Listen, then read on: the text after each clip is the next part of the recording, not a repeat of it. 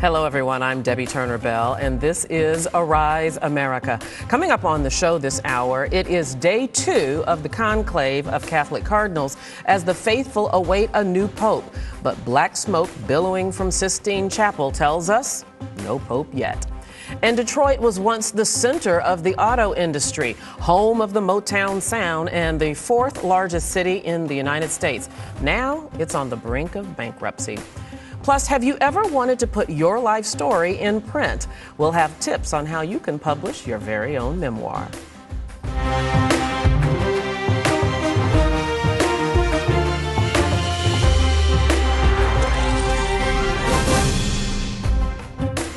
Broadcasting live from the heart of New York City to the U.S. and across the globe, this is Arise America.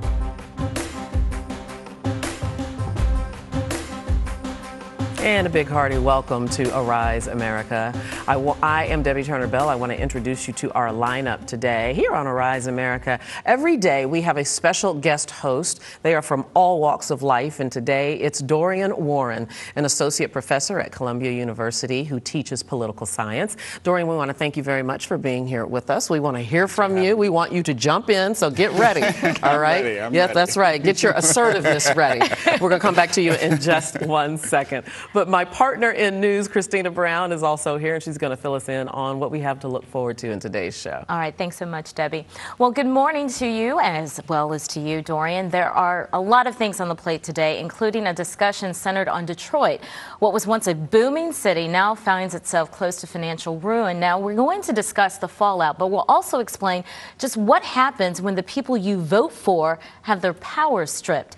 And Dorian will also help shed light on the minimum wage debate, weighing in on just how a few more dollars per hour can actually set the stage for a lifetime of benefits. A lot of people will be interested in that. Absolutely. And our business team will bring us the latest on what's happening in the markets in the world of finance and business. And Chitra Nabad is standing by to tell us what's coming. Thank you, Debbie. We will be telling you what's happening in the world of corporate America, the latest developments. Google is in a little bit of trouble, so we want to update you on that. If you like the Hostess brands, and specifically Twinkies, they may be returning to stores near you, so we want to tell you where and how you can find Twinkies. And later on, we'll be talking about the global markets update. South Africa may be disconnected from the rest of Africa, so we want to tell you about that. And finally, in the program, I'll be interviewing Alfred Edmonds from Black Enterprise on how sequestration impacts small business. So, Debbie, we've got a lot in store for you. We do. We look forward to all of that. We'll see you shortly. Thank you, Chitra. Now, today, for a second time, black smoke poured from the smokestacks of the Sistine Chapel in Rome. The symbol is used by the Vatican to tell the world that the cardinals have not yet elected a new pope. This conclave is expected to be one of the longer ones. For the latest from Rome, we go to Vanita Nair. Hi, Debbie. For the second time here in Vatican City, we have seen smoke, and for the second time it was black, which of course means these cardinals have not elected a new pope. In terms of the timeline, at about 4:30 local this evening, those cardinals will be sequestered in the Sistine Chapel once again for 2 more rounds of voting. If they have not selected a new cardinal at the end of that, that is how things will progress. 2 votes in the morning and 2 votes in the evening. Keep in mind, one of these 115 cardinals needs to secure 77 votes, which would be a majority until we would see white smoke. From the time that we see it, it'll be about 1 hour until we are all made aware of who the new pope is. Reporting in Vatican City, Vanita Nair, Arise News. All right. Thank you, Vanita. We appreciate that. And our guest today, as I said before, is Dorian Warren, Associate Professor of Political Science at Columbia University. Warren specializes in the study of inequality in American politics. He is a faculty affiliate at the Institute for Research in African American Studies, and he is also a faculty fellow at the Institute for Social and Economic Research and Policy. And he coordinates the Center for Urban Research and Policy seminar series, and apparently never sleeps, because that's a whole lot of stuff. That's a lot of stuff. That's a lot of stuff. I don't sleep. Well, we want to hear more about that. But you look like you got some sleep, so that's amazing. You're my hero. All right, still sit tight. We're about to jump into our topics of the day. So, Great. Christina, get us going. All right. Well, we will now look at some of the stories that are happening across America. It is a familiar refrain from Washington these days. Another government shutdown is looming, and two sides are digging in for a fight. As the president made a "why can't we all get along" trip to Capitol Hill, Democrats and Republicans made it clear there is virtually no common ground on the 2014 budget. They released dueling proposals, with the GOP taking aim at government spending and on Medicare and on Medicaid and, of course, on Obamacare. This is why we're not only repealing this law because we don't think we can afford to borrow $1.8 trillion in extra spending this law entails. We think we can replace it with a better health care system. And that's also something we're going to be proposing. The Democrats' proposal is about equally split between spending cuts and on increasing tax revenues. Now, observers say neither plan has any chance of success. Well, that's ominous. And this is what I have to say. What else is new? Exactly. Right. Haven't we been seeing this for the last? We've been seeing this for the last 6 4 years, years, yeah, if not or more. longer. Yeah, you know, yeah. what's interesting is that the president has recently done something that he didn't do in the first term, and that's to reach out to the Republican leadership in the Congress. So last week he invited them to dinner, and he's trying to woo them in a way that he didn't in the first term, and people are skeptical that this is going to work, but it's something new. Who knows? I think we'll continue to see the gridlock, though, in terms of this budget debate. Maybe dinner and wine. Maybe throw in a few. Probably Well, not enough he's famous for the alcohol. beer summit. Yeah, so if he includes some hops or fermented grapes, then that might help. I think he needs Michelle's advice on this. She would probably recommend some shots. All right, Michelle's on the line. What else do we have? Well, we've got a lot of other stories as well. Now, this, quite frankly, I think would be any parent's worst nightmare. And this involves a daycare provider actually being arrested for child endangerment. Think about this.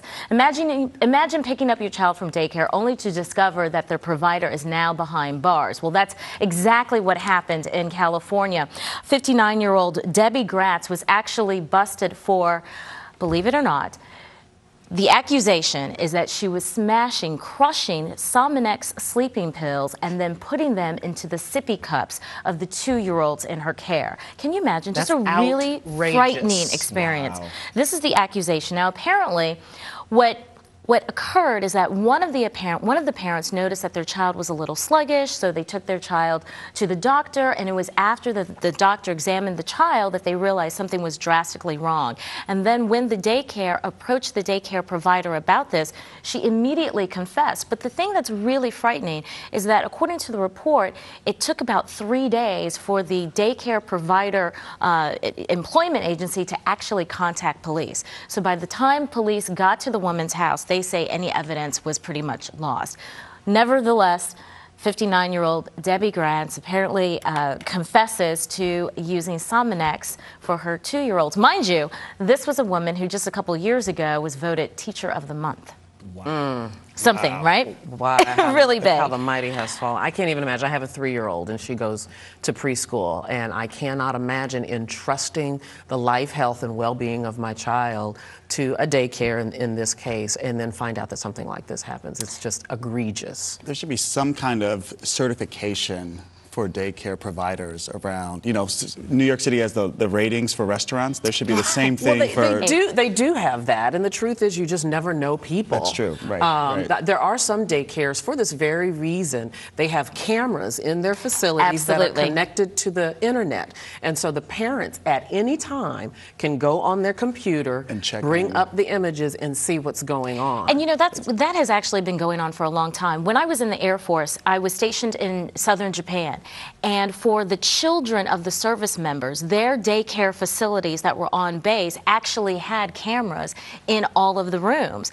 The discourse was the fact that there were no cameras in the hallways. So then the question was, well, is my child in danger in the hallways? But imagine this is something that, at least in some areas, has been going on for a long time. Yeah. Now, I have another story that, quite frankly, is equally as frightening. And this one involves, we're talking about our youngest, most vulnerable people. Now we're talking about about a college student who 6 months ago died due to a hazing incident. This out of Fresno State University. Well, finally, law enforcement has decided to bring forward charges against 3 people who were at this party in which this young man, Diane Dennons, is actually the mother who really worked feverishly to make sure that her son, James Dennon's memory, that his loss of life was not forgotten. And so she worked very hard with investigators, and investigators finally yesterday decided to bring forward misdemeanor charges against 3 of the students who were involved in this hazing incident. This was a party at the Theta Chi fraternity in Fresno. Apparently the kid, they say, had 37 1-ounce drinks of hard liquor. His blood alcohol level was 0.40. Now, mind you, these are misdemeanor charges, but I do think to some extent it begs the larger question of responsibility, which we're going to get into. And the even larger question than that is, why is anybody still hazing?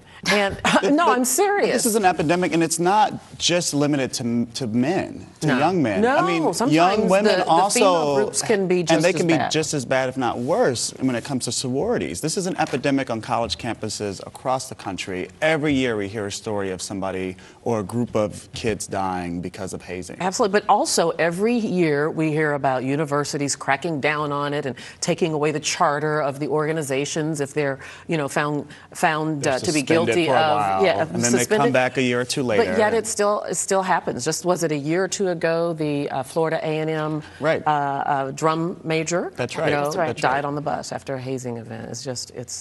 It's mind blowing. It really is. And I've got one other story for you, Debbie, one that I think that you're really going to get a kick out of, and this is about the possibility of microbial life, according to the latest analysis from NASA, existing on Mars. What do you think about that one? Well, and to go a little bit further, I mean, the scientists were really sort of effusive about this, and they said that if water was found on Mars, that we could go live there right now. There are compounds found in the rock that, which was sulfur, nitrogen, hydrogen, oxygen, phosphorus, carbon, which are all, key components of us, organic matter here on Earth. So I guess the only thing I have to say is maybe all those 1950s sci-fi films weren't so far off the mark. There might be truth to it after all. In fact, this report indicates that there is an ancient network of rivers on Mars that they're saying once made the planet habitable. Which kind of actually leads us into our next story, right? This story is about the lack of affordable housing here on Earth. A new study suggests that you would have to work approximately, get this, 130 hours a week to pay the rent. Now, that's what it'll take, according to this study that suggests essentially the minimum wage is not enough. The minimum wage in some cities, well, many people would say in every city it's not enough, but essentially in some cities you would have to get paid anywhere from $26 to $87 an hour just to afford what they call the basic average 2-bedroom apartment. Now, the study that was conducted by these researchers from the National Low-Income Housing Coalition paints a very bleak picture. Affordable housing, of course, is in short supply. We can't quite go to Mars just yet, but it's important to recognize that the government defines affordable housing as costing less than a third of your income. Now, this footage that we're showing you, or we will be showing you, is actually from the Bay Area, where, according to the study, the average 2-bedroom apartment is more than $1,300. Let's listen into someone who faces that reality all too often. Do we have that? Well, oh, it's coming. All right, great. Well, quite frankly, I got to admit, when I first moved to Manhattan, I had a 600 square foot studio, and that cost me $2,300 a month. I was moving from Las Vegas, in which I had a 2-bedroom, and mind you, my studio, I had to go downstairs to do the laundry. I had one closet that was for the linen, the clothes, the shoes, and the dishwashing liquid. I was going to probably say in the kitchen. And the kitchen. Yeah. Coming from Las Vegas, 2-bedroom, 1,300 square foot condominium costing $1,300 a month. Wow. And believe me, I couldn't afford either if I was being paid minimum wage. Well, Manhattan is certainly the exception. Most rules, it's so expensive to live here. But it's so funny to me with this story that the government is just figuring out what the rest of us normal folk have known all along. Right. Yeah. And remember, the minimum wage, if you work full-time, 40 hours a week on the $7.25, which is the federal minimum wage, that comes out to $15,080 a year.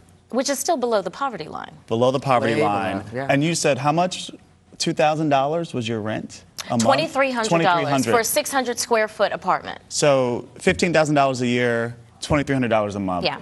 You can't survive in a city like this on the minimum wage, not with rents like that. And when I moved here, unfortunately, it was during the housing bubble, so I actually couldn't sell my property in Las Vegas. So I was carrying the mortgage in Las Vegas. So you're paying two rents. And trying to pay rent. But that, I mean, that is mild in comparison to the people that are simply trying to not only cover rent, put food on the table, provide for adequate daycare for their children on minimum wage. It's a tough situation. And we're going to talk much more about this with you, Dorian, after we come back from the break. But suffice it to say that, you know, the argument that minimum wage will be catastrophic to the economy is really not true, because there are instances where when the city raised the minimum wage, or company in particular raised the minimum wage, then it added jobs to the economy. That's right. We'll take a look at San Francisco again when we come back from the break. Yeah. Now, are we going to take the break, or should we just get to start?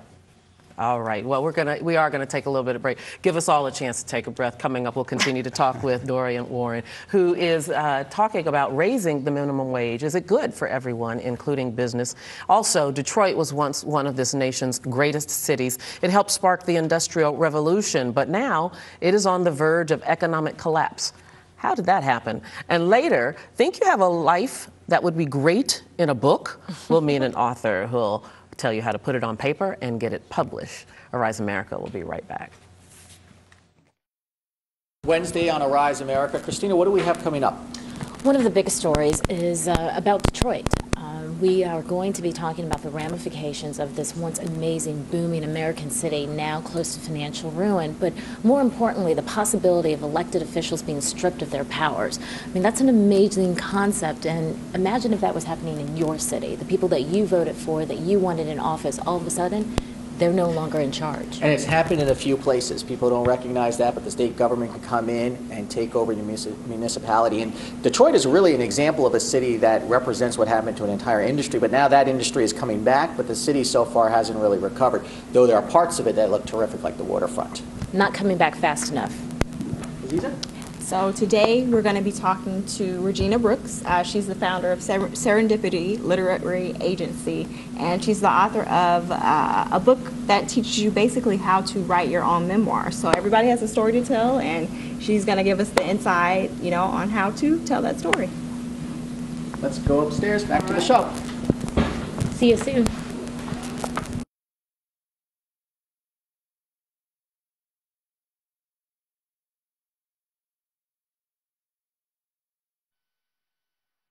All right, welcome back. It is now time to turn over to the debate of minimum wage, and that, of course, is being debated even in Congress.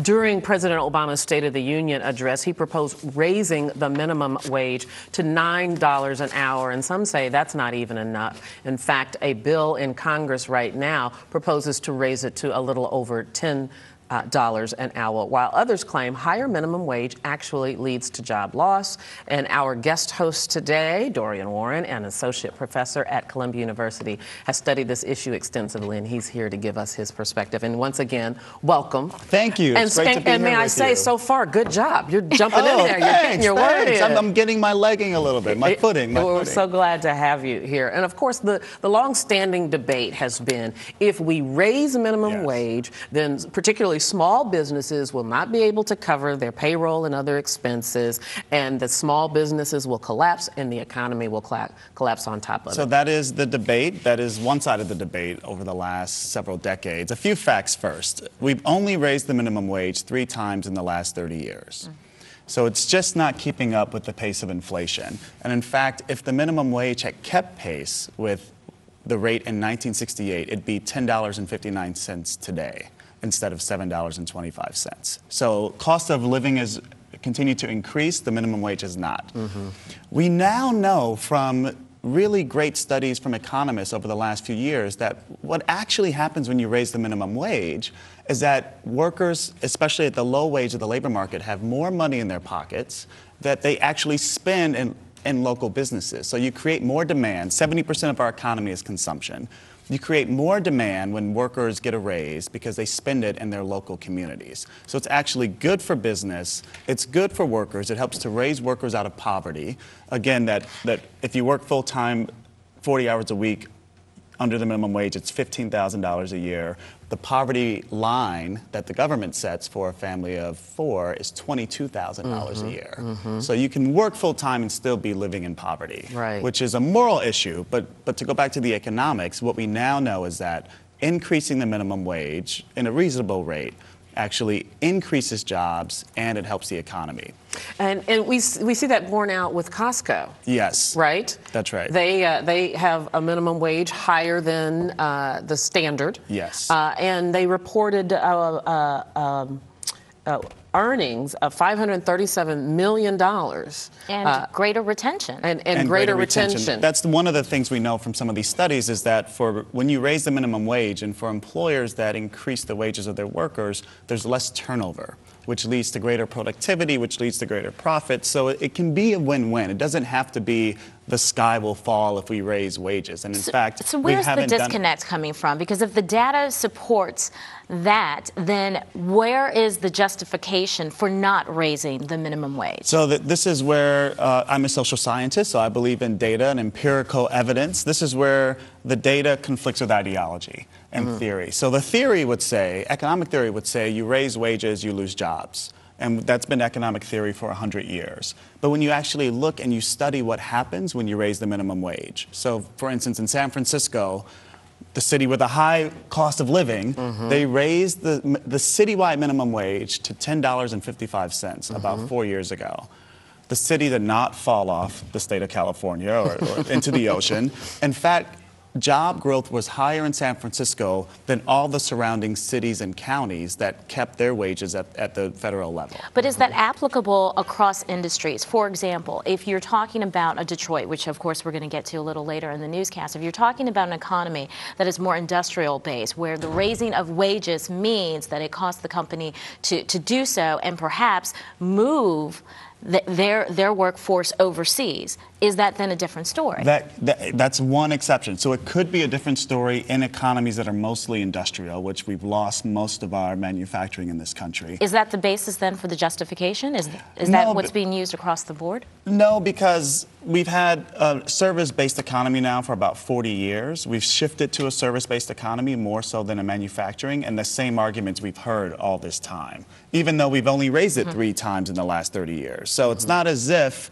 you know, in the 10 years we didn't raise it, we were doing really, really well. And then when we raised it, all of a sudden we did horribly as an economy. Actually, when we raised it under Clinton in '97, we actually saw economic growth those last 3 years. And another example of this is in Pennsylvania. Yes. There, is it Altoona? Help me remember. A city that raised it with a living wage ordinance for the city workers. Yes. And prospered quite well. Yes. So there's a distinction between the federal minimum wage and living wage ordinances cities passed. There are about 150 living wage ordinances across municipalities in this country. They only apply to government workers or a company that contracts with the government. And in New York, Chicago, even Detroit has a living wage, even though it's still struggling as an economy. But it's a way to help set a floor or standard for a city in terms of, you know, being able to work and not live in poverty. Dorian, let's talk about how this whole issue of the minimum wage, particularly being insufficient to prosper in this economy, how it disproportionately affects people of color. So it disproportionately affects women, people of color, and especially women of color, because women of color, people of color tend to be disproportionately concentrated in low-wage industries. In industries where the floor and the ceiling, frankly, is the minimum wage. So a raise in the minimum wage, 30 million workers immediately would get a raise in this country, disproportionately workers of color. Yeah, that's amazing. I think there's a moral issue there as well, wouldn't you say? There's definitely a moral issue, but the good news is that the economics is on the side of the moral issue in terms of raising the minimum wage. It's no longer just a question of the theory. We have the empirical evidence that suggests it's actually a win-win for workers who are working and who shouldn't live in poverty, especially workers of color, as well as local businesses who are the beneficiaries. What we know is the richer you are, the less likely you are to spend money if you get a raise. The poorer you are, you're much more likely to spend that money right away in the local economy. So local businesses would actually stand to benefit much more than from an increase in the minimum wage. Let's go back to politics. So President Obama in his State of the Union proposed a $9 an hour. There's a bill in Congress that proposes $10.10, I believe. By 2015. And the so difference it's in is? stages. Yes. Yeah, so how is there a disparity there? How does the Congress actually propose something higher? And what's the chance that something like this will actually make it through and be enacted? So if this makes it through, and it's going to be hard, this is a long-time Democratic issue. There's a partisan conflict over this every time. So this is a Democratic issue. Republicans tend to be against raising the minimum wage for the theoretical reasons I mentioned. If this passes through this Congress, though, the president will no doubt sign it. I think he was trying to appear reasonable in the State of the Union by saying $9 an hour. But there's no question that he'll support a $10.10 minimum wage if it gets through this Congress. It'll definitely get through the Senate. The question is the House of Representatives, which is controlled by the Republican Party. And as we talk about this, there's no one who really feels the impact of this than those who are making minimum wage. I believe that we have some sound from some individuals speaking about their experience trying to live the best life they can simply on the minimum wage rate. Actually be able to achieve real financial independence for my parents, because as it stands, I didn't make enough to be able to pay for rent and food and gas, and now I actually, might be able to do that. Right. So we heard that we heard this young man talking about simply trying to establish financial independence from his parents. Granted, this is a young person who has many years left in the workforce, but for, like you said, the single mothers, the people of color who may not have as many years in the workforce to make up. Certainly, it's a different struggle. That's right. I want to emphasize that 80% of workers who would benefit are adults. So, I mean, you're right, that young man would benefit greatly, but the vast majority of people affected would be adults. They're mostly workers of color in this country who would benefit immediately from a rise in the minimum wage. Can you call out any other companies that have a higher wage than is normal, such as Costco? Any others that are good examples of paying their employees more? Well, you know what's interesting is the last time we raised the minimum wage, Walmart, which is known for being Costco's low-wage competitor, came out in favor of raising the federal minimum wage. Why would Walmart come out in favor? Because they know that their consumers are affected by the rising cost of milk and gasoline and all other goods and services. So they came out in 2007 and said, no, we actually need we support a rise in the minimum wage because it's good for us, because all of our consumers, who are mostly middle class, working class people, would buy more goods from our stores. So even though Walmart doesn't pay much more than the minimum wage, well, it'll be interesting to see if they come out. The Costco CEO came out last week supporting an increase in the minimum wage. We'll see if the Walmart CEO also does the same this time around. Yeah, that'll be interesting to find out. Also interesting to see what happens to that bill in Congress. All right, Dorian, that was great. But stick around. Good job. Yeah, don't go anywhere. You're not kicking me out yet. Okay, great. You out. You've done very well. Thank you. I think he's going to stay with us for a little while longer, talk about some more things. Sit tight just a second. But now it's time to take a first look at business of the day. Chitra Nabat has the update. Chitra. Thank you, Debbie. From the minimum wage now, let's get into the markets. The Dow is looking for a 9th straight record close. So far, the markets this morning are holding the line.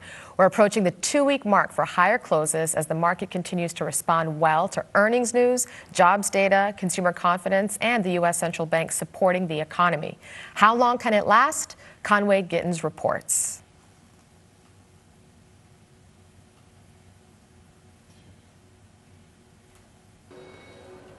The Dow climbs to another record close as the market enjoys an uninterrupted 7-day rise. Eyes now turn to the S&P 500. A 5-point gain puts it less than 10 points from eclipsing the record close of 1565 set October 2007. Monday's gains reversed a weak start brought on by tepid economic data out of China, the world's second largest economy. But those concerns short-lived with the volatility index, Wall Street's fear gauge, tumbling to its lowest since April 2007. A few sell-offs are expected along the way, but this bull market is expected to continue as the U.S. economic recovery continues and central banks prime the pump, according to veteran investor David Dreeman. Every country, major country in the world, pretty much is printing currency. And the Federal Reserve is buying huge amounts of U.S. bonds. So this has always been inflationary. BlackBerry making good on its plan to launch the long-awaited Z10 smartphone in the first quarter. The smartphone already on sale in other countries, and AT&T will begin selling it in the U.S. on March 22nd. No word yet on when Verizon, the biggest U.S. carrier, will. BlackBerry is trying to recover after ceding massive ground to Apple and Samsung. Toronto-based shares of BlackBerry jumped nearly 14%. On the flip side, Dick's Sporting Goods slumped roughly 11%. The retailer misread weather patterns this winter, resulting in the wrong product mix on shelves. Lance Armstrong's doping admission also hurt demand for products related to the disgraced athlete. Dell has agreed to give activist shareholder Carl Icahn a look at its financial records. This comes less than a week after Icahn joined a crowd of investors opposed to Michael Dell's plans to take the company he founded private. In Europe, a downgrade of Italy's debt late Friday held stocks back on Monday, but markets finished off the lows of the day. Android may knock Apple over this year, if you can believe that. It's estimated that Google Android-powered tablets will represent almost 49% of all tablets sold worldwide, according to the latest market research. Apple has already fallen behind with global smartphones, which Android dominates. Early Android tablets from Motorola and Samsung were too expensive and lacked some customer ease of use. Debbie, market preferences dominate, and with increased competition, tablets are being manufactured smaller and cheaper. Right. I want to just ask you a follow-up question about that, Chitra. Why is Android taking the lead? You know, Apple dominated for so long. Android's taking the lead because their software is interoperable. It can be used by many manufacturers. And the thing about technology companies is even though they say they support interoperability, they don't from an implementation perspective because it means less revenues. And so if your Apple device can plug and play with something else from another manufacturer, it doesn't really benefit Apple or the other manufacturer. So that's part of the issue, where Android, they're just sort of rising to the occasion on that. This seems a little familiar to me, because sort of didn't we go through these things with Microsoft when they were so proprietary about their software? And we saw what happened there. They then opened up to open sourcing, where they allowed other, independent software developers to come on and help them make their platforms and their product way more, better. But it is about increased competition, and so as a company, you've got to remain nimble and open to innovation and new ideas, which other players bring forward. Okay. Now I see that Google is in the hot seat again about data privacy. What's going on there? That's right. Google actually is now about to settle with some states, admitting that their Street View cars violated data privacy issues. I don't know if you use Google Maps, Debbie, where you see the Street View of how things actually look, the different stores. Sure. Who doesn't use Google Maps? It's like a lifesaver, right? Mm-hmm. And so, especially for those of us who are not from New York City, and you got to figure it out. And so, in order to do that, what they do is the Street View cars have been capturing those images since 2007. And when they do that, they're going around taking all these images, but at the same time, they're capturing customers' private data that's on local Wi-Fi. So it's a little bit of Big Brother. You don't know who's watching you, and your data is picked up. And so, Google said they didn't mean to do that. It was a mistake. And so they're settling. They're paying $7 million to settle, which is not a lot from some analysts' perspective, because Google makes about $100 million in revenues each day. Yeah, yeah. Oops. In other words, is what they said. All right, now on to the most important news of the day. The Twinkie is coming back.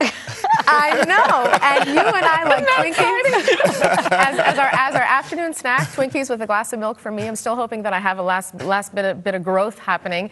But with Twinkies, they two private equity firms actually bought them over, Twinkies and some of their brands, for about $410 million. Last year, Hostess. Did you say 410? $410 million. Wow. That's right. Who knew the Twinkie was so very important? full of filling? That's right. And so what happened is in November of last year, Hostess Brands, they filed for bankruptcy. And Hostess, they own Twinkies, Wonder Bread. Wonder Bread was actually sold to another private equity group. And Apollo Management with this other private firm have bought Twinkies now. And what they're going to do is they're going to rebuild the company. And it looks by the summer, Twinkies might be on store shelves. Oh my goodness. Interesting. That's Well, gonna make thank Paula you very Deen much. happy. That was all very good information, especially about the Twinkies. All right, Chicha, we'll see you later on in the show. Thanks so much. Arise America this morning is what we're about to go to. We go to Colin Campbell in Washington, who has the latest update from our nation's capital. Colin, hello to you. Good morning. I'm happy to hear that the Twinkie is coming back. I know, isn't it good news? Who doesn't love a Twinkie, right? It is. All right, so we have a story in just a little bit on celebrity hacking, but there's growing concern that a terrorist cyber attack could pose a great threat to national security. So tell us why military groups have a warning. Well, it's no secret that thousands of attacks happen across the country every day, several every minute, several every second, actually. And this is something that top military officials really want to call attention to because they say they believe that this is the next battlefield. This is the biggest threat to national security, even more so than Al-Qaeda or the Taliban or other anti-American suspected terrorist organizations abroad. And this is after testimony given to the Senate intelligence community by the National Security Director James Clapper and Robert Mueller, the FBI director. They testified saying that there are threats that could threaten to undermine military intelligence, government security clearances, private information of individuals, banking information. This is a very serious issue that they want legislators and lawmakers to pay more attention to. Okay, well, we'll see what happens of that. Let's turn to another topic then, and that is Chicago officials. They are speaking out following the drive-by shooting of a 6-month-old little girl and her father. Do we have any new plans to, do they have, rather, any new plans to address the violence? They do. I mean, they're developing plans every day to try to address the gun violence in the area there, especially since that it's blocks away from President Obama's home, where he taught school at the University of Chicago. This is an issue where Jonathan Watkins had suspected gang ties as well. So they don't want to just address the gun issue there, but also the importance of fathers being home in their families, calling attention to the gang violence issue in Chicago. They believe that this is a more holistic approach than just addressing the specific issue of trying to get guns off the street. But they are pushing for more gun control and stronger gun control legislation. But they say this must be part of a bigger discussion on people's futures, what their ties are to the community, and what their ties are to their families. Absolutely. It's certainly something that does need to be addressed. Well, moving on, while Catholics are watching the events in Rome, in L.A., a large settlement from the Archdiocese over sex abuse allegations has been agreed upon. Tell us more about that. Yeah, this is surrounding the priest named Michael Baker out of the Diocese of Los Angeles. He's accused of abusing 23 boys over 3 decades. He was defrocked in 2000. This is just part of a settlement that goes to 4 men, $10 million to 4 men. But this is after 12,000 pages of information were released earlier this year about abuses in the Catholic Church in Los Angeles. So there are more lawsuits to come. This is an issue that the diocese said that was basically put under wraps for several years. And this guy was allowed to do whatever he did for 3 decades, despite large reports on him, things that happened at retreats, and men that now say that their complaints were virtually ignored for many years. All right, Colin, just one more. Also in L.A., since we're talking about L.A., there is a school system there that has settled a case involving an ex-teacher and, if I can say, bondage-style photos with the students. Eek. Yeah, this is a pretty disturbing case no matter how you look at it. Even if you try to stay very objective, just reading about some of the details on this case are very disturbing. This is his last name is Burnt, I believe, and he was a teacher, these elementary school kids. It was discovered that not only were these kids put into these compromising positions and sexual positions, it was discovered because he developed these pictures. So this was for apparently and allegedly some kind of sick pleasure.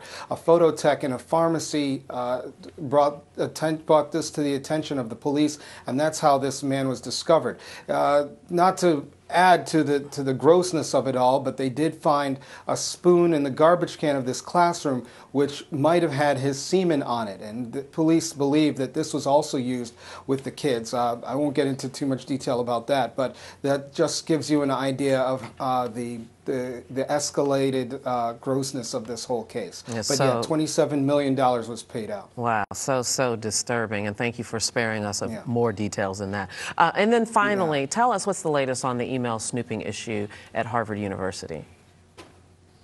Well, this is, has a lot of students up in arms. This is more over privacy issues. This is about 125 students all in one classroom. There were rumors that there was a there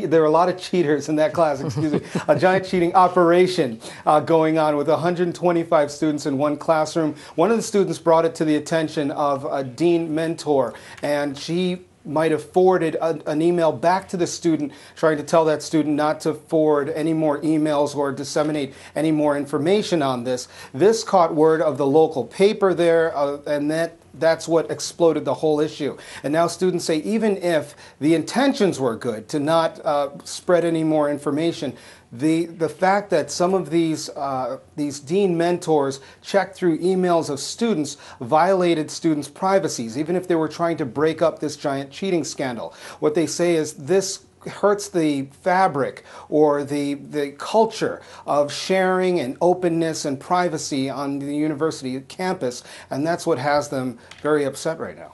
Wow, and in the future, you can just call them cheater, pumpkin eaters. How about that, Colin? Yeah. All right, Colin, thank you for that update. I appreciate it. We'll see you again soon. Talk to you later. All right, bye-bye. All right, bye-bye. Christine? Well, Detroit was once the nation's fourth largest city with a booming auto industry where city workers gained ground with pay increases. The auto industry helped lead African Americans into the middle class. Now Detroit is the largest city to ever face mandatory state oversight. The city is sinking fast in hundreds of millions of dollars in bills and debt, and a state takeover means local elected officials lose power. Here to join us on the discussion of the crisis in Detroit today are Bill Brandt, President and CEO of Development Specialist, Inc. The firm specializes in management consulting and turnaround assistance to troubled or reorganizing enterprises. And also journalist Alex Kellogg, who is joining us from Detroit, and of course, our guest host, Professor Dorian Warren. Welcome to you all. Thank you. Thank you. This is a very difficult situation for any city to be in. I would think even more difficult is the fact that for many people who live in Detroit, the last thing that they want is to have an administrator come in and oversee their operation. What do you say to people like that? It's a two-edged sword. I think there are people in Detroit who welcome the onset of what they think will be organizational efforts. The real problem is separating the politics from the city governance issue. On a city governance issue, I think there are many in the population who would like to see the act cleaned up a bit. I'm using the vernacular.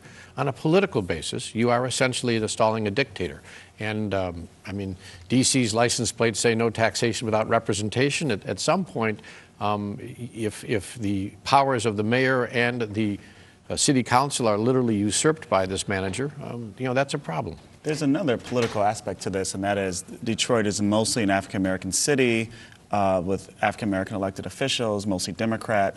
The takeover by the state would be from a Republican governor, a white Republican governor, Rick Snyder. So there is another dimension to the I have politics spoken of this constantly. You have a city that is essentially demographically 83% African American, and you have a state that is essentially 80% white, and they have both tuned each other out. And frankly, I look at what Richard Lugar, the former senator of Indiana, did to Indianapolis, and what similar people did in Jacksonville. You have a regional problem here. You step across 8 Mile Road, right, and you're still in the Detroit metropolitan area, but you're in a different world. And the fact that you can't bail out one end of a rowboat. So you've now got an emergency manager who's been told bail out one end of the rowboat. And by the way, you're not going to get a lot of help from the state when you do it. So I don't know where you're going to find your magic wand. There must be a sale to Target this week, but good luck. Let's bring Alex Kellogg into this conversation. Alex, the numbers are mind-blowing. There is a crushing $14 billion debt in Detroit. And this year alone, the fiscal year deficit will be $100 million. So let's just take a step back and discuss with us, how did all of this happen?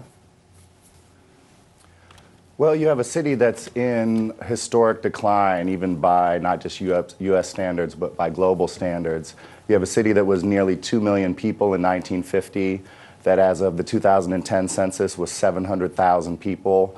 They lost 250,000 residents just in the last 10 years. That's a huge portion of your tax base. A lot of the people who left were middle-class African Americans who were fed up with the lack of adequate city services. Basic things like police and fire do not function properly. Petty crimes largely go unsolved. Most murders in Detroit go unsolved. Just last year, the state and the city had to rely on federal dollars just to keep from having to fire more than 100 police officers, or 100 firefighters. And this is a city that has the most overworked firefighters in the nation. This is a city that was built for 2 million people, a city that was at one point the 4th largest city in the U.S. and is now barely in the top 20. So you're dealing with so many issues.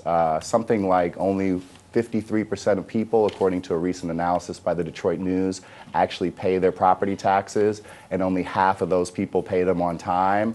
So hundreds and millions of dollars are lost just due to people not paying their property taxes.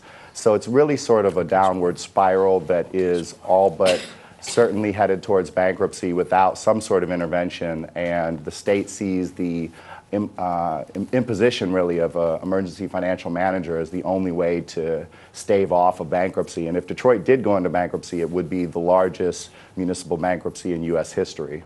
I want to go back to the issue that our guest co-host Dorian Warren brought up with Bill Brandt here in the studio with us, and that is the disparity between the demographic of the people of the city and the leaders of the state government.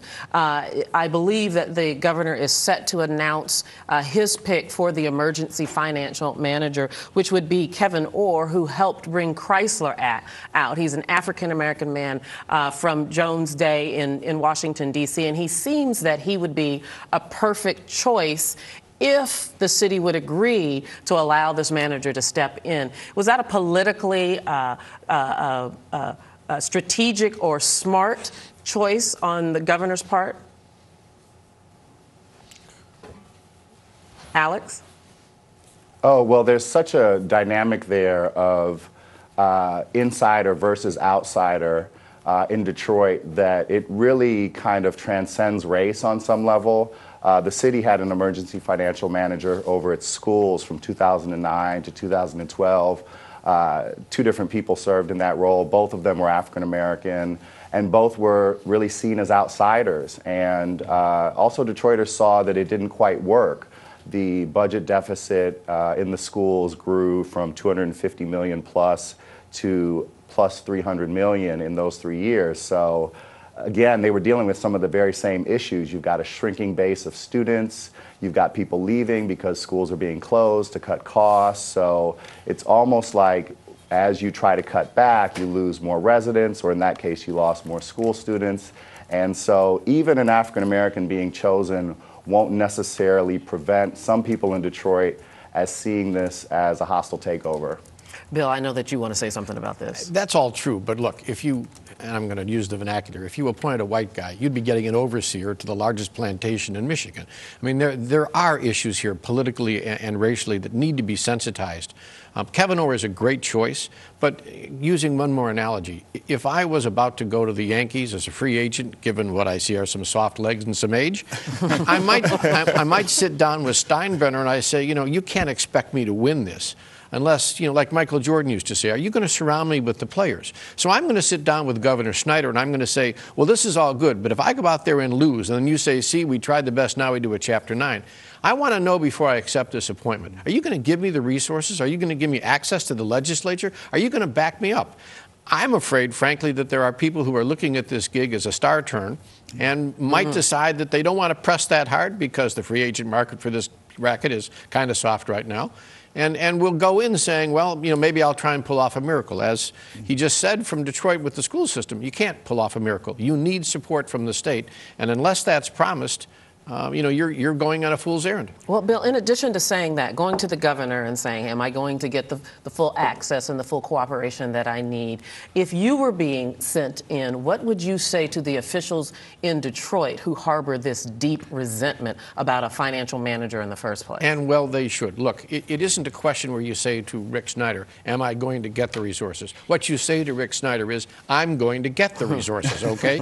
And the fact of the matter is, when you have that kind of pledge from the government leadership in Lansing, you go back to Detroit and you say, look, I understand this isn't your fondest idea, but I've now been able to extract, as a condition of my appointment, because they truly want me or somebody like me, sufficient bases of resources that I think I can do something here, and I understand that this is about managing expectations. I need to come to the people, I need to set the bar low and tell them what I'm going to accomplish and keep exceeding it, but I need to come in with something other than, hi, I'm your new leader, and Rick Snyder just said so. It's got to be something where I have some path to show them I have a way out because the state is standing behind this appointment. Otherwise, we are just doing a straw dog argument waiting for the Chapter 9. Remember, a Chapter 9 is never a substitution for political will, nor is this emergency manager process. My question for you, Dorian, though, is this emergency manager and the ability for him to strip the powers of elected officials. Isn't this a very dangerous precedent, despite how dire the circumstances are? That, to me, is something that would frighten me as a voter. Well, you know, and yes, it's anti-democratic in that sense. There is a trade-off here that's important, and that is, do you let the city continue to fall into bankruptcy or glide towards bankruptcy versus, and clearly the city has been in trouble for more than just the last few months. This has been an ongoing issue the last several years. Or do you try to rectify the situation with new leadership? So I understand the governor's predicament in the sense that it's a trade-off. The city clearly has been unable to manage its finances based on all the factors that Alex talked about.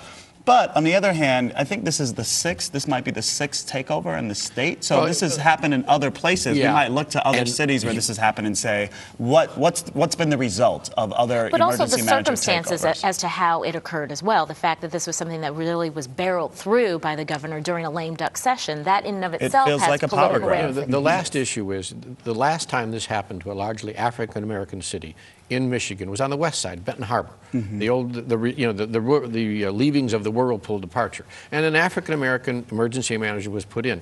There are a lot of people who will tell you there's a large golf course done by the heirs of Whirlpool taking up a dedicated beach that African-Americans can no longer use, and the outcome in Benton Harbor was a really decidedly mixed proposition and only stirred some of the racial fears that both sides had.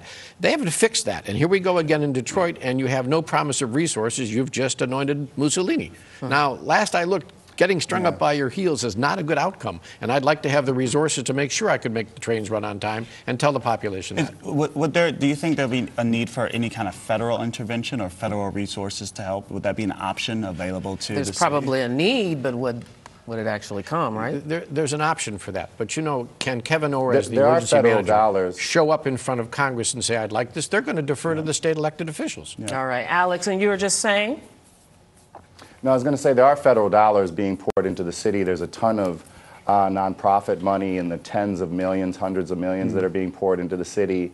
But you still have a kind of fundamental issue where the city just doesn't work. And the idea that somehow the state is going to have the resources for Detroit to really make this happen, or that the person that they appoint, whether it's Kevin Orr or somebody else, is going to be able to go, hey, you've got to give me X amount of dollars, is a little bit ambitious because the state itself is struggling. This is the state in the nation doing worse than any other state for the longest period of time. So, for example, when Robert Bobb came in and took over the Detroit schools, the per pupil funding that he got from the state was cut in the midst of his tenure. And that sort of cutback is not out of the question in terms of funding that would affect Detroit.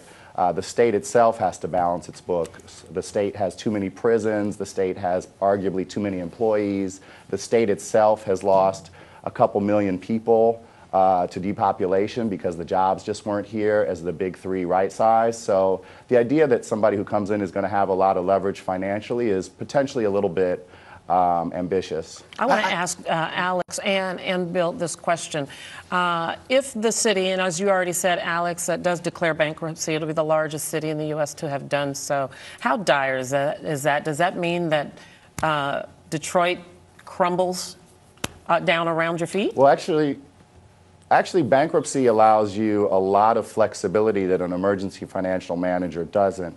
The emergency financial manager can usurp the power of the city council, of the mayor. The mayor's already said he's going to work as a partner. The city council is going to take it to the courts, and that will cost the city money and the state money as they fight this out in the courts in the midst of an emergency financial manager taking it over. And you're really going to see a lot of road bumps along the way, and it's going to be very unlikely that you're going to see the state pouring a lot of additional dollars into this. Bankruptcy itself, though, allows you to tear up contracts, allows you to really rewrite your books and eliminate a lot of debt. And so in some ways, an actual bankruptcy might be less bad in the eyes of many Detroiters if it was led by the city or the city council than an outsider coming in and taking over your books thanks to state law. Bill, I want you to address this too, and will you also address how critical is the time? The city has just asked the governor for more time. How much time do they really have? I think the request for time is a stall tactic. We are at the point where something does have to happen. I agree with Alex. Actually, if you look at the statutes, and I'm very familiar with Chapter 9, the emergency manager has far broader powers than the bankruptcy judge ever would. And if it goes into bankruptcy, it means that everybody's given up. The emergency manager can raise taxes, overrule officials. The judge can do none of that in a Chapter 9. The last thing is, it's not just about money. I know that sounds goofy when I say that, but here you've got a city with vast tracts of underused land adjacent to Canada. It could be the largest distribution city in the Northeast. I'm not talking about financial resources from Snyder. I'm saying I want everything from enterprise zones to a fast track on zoning to a fast track on all kinds of other issues that allows me to put large distribution centers and bring jobs back in. When I say resources, it's not writing a check. We're all beyond writing a check. It's a plan of action which everybody will get behind. It won't be sitting in Lansing being debated for hours. It is, I want to invade Germany. I'd like to have the ability to do that tomorrow. Would you please get me the trucks? That's the answer. It's really too bad that you're shy with your words. in one word, because we are all out of time. Are you optimistic or pessimistic about the future of Detroit? I'm pessimistic. Pessimistic. That's and you, scary. in one of the two words, Alex, optimistic or pessimistic? I'm optimistic. I'm not surprised to hear you say that. All right. I want to thank both of you gentlemen. Alex Kellogg joining us live from Detroit. Thank you so much for your time. And Bill Brandt right here in the studio. Thank you all. Thank you, guys. Really appreciate it. Well, we're going to take a break. But coming up after the break, what would happen if terrorists attacked the U.S. with a virus? We'll tell you how the U.S. government is planning to protect Americans from an assault using smallpox. And we'll talk to an expert about how the looming budget impacts small business and our economy. Don't go anywhere. We'll be right back.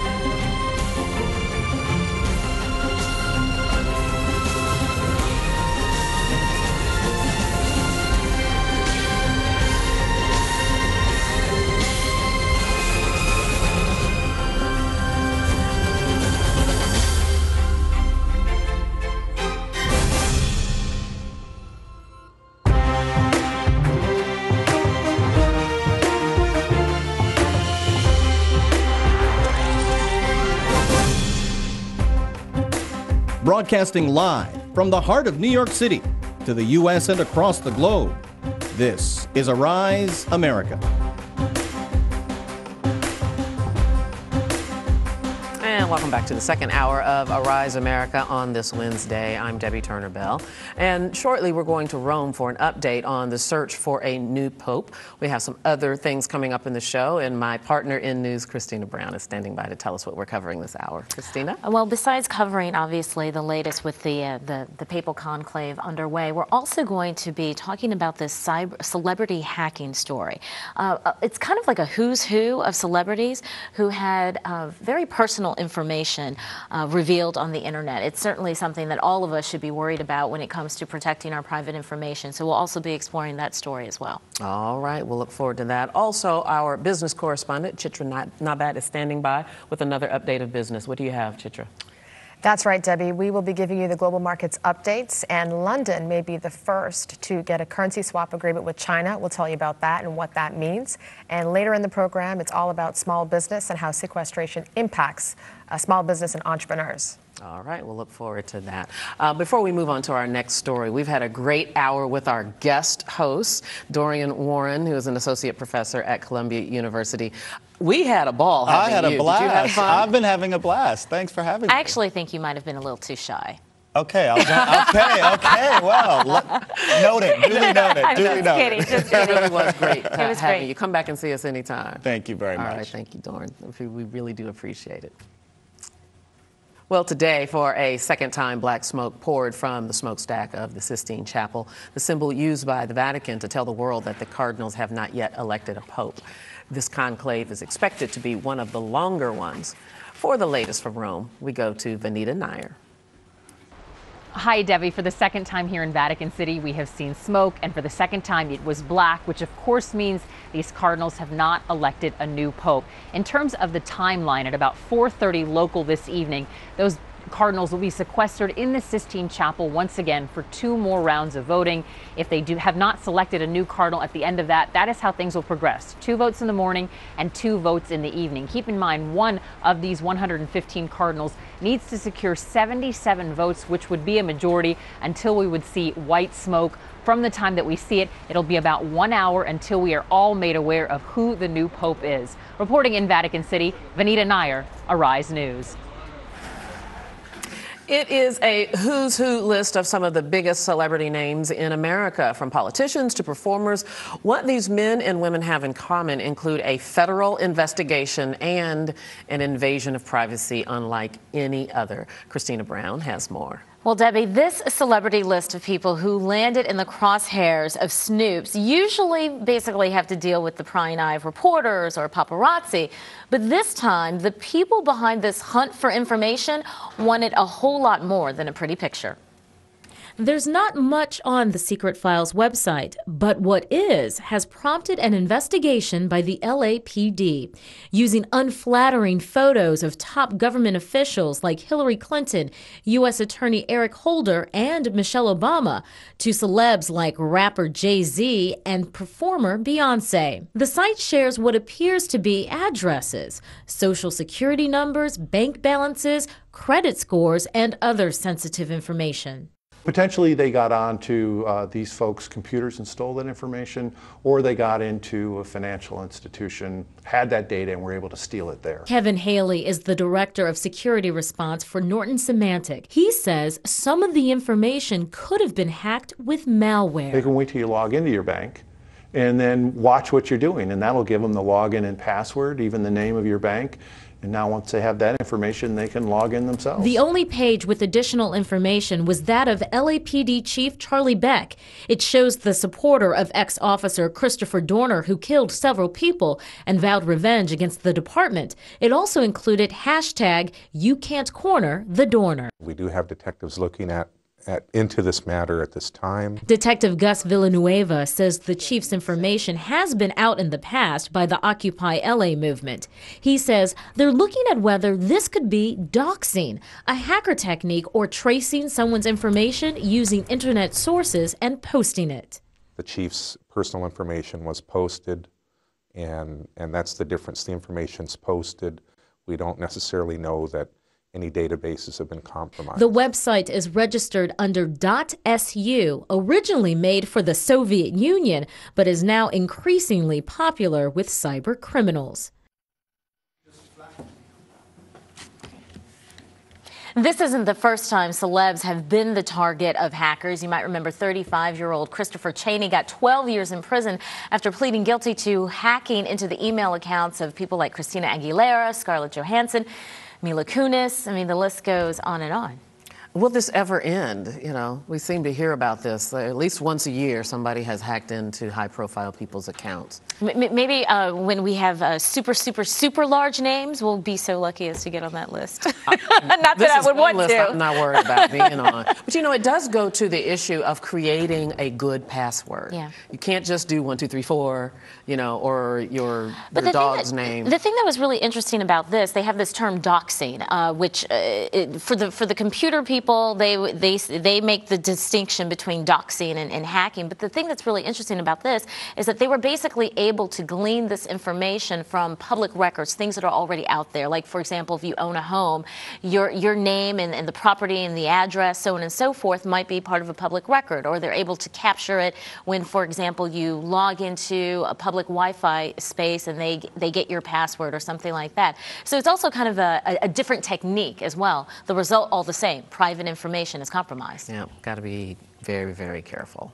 All right. Well, let's move on from cyber terrorism to bioterrorism and a controversy over the government's purchase of a high-priced drug to treat smallpox. Even though the deadly disease was eradicated decades ago, there have always been fears that stockpiles of smallpox virus still exist and could fall into the wrong hands. Experts worry the virus could be weaponized and sprayed over large populations. So the U.S. government is buying enough medicine to treat 2 million people, enough to protect a large city. But here's the controversy. The drug costs $200 per dose. The drug's manufacturer defends the price, saying it's a return on their investment.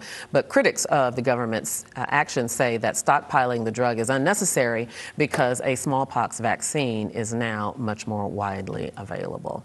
So we'll see what happens with that. Now, there is a rape trial getting underway in Steubenville, Ohio today that has been burning up social media for the past few months. And now all that internet attention is having an impact on the court.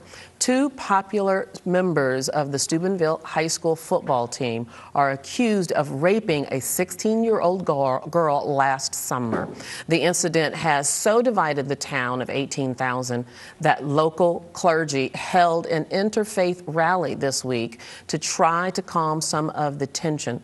Social media has been at the heart of this case. It was Twitter postings that brought the alleged assault to light, in fact, and then people started posting YouTube videos to talk about the case, some declaring that the 2 boys were guilty.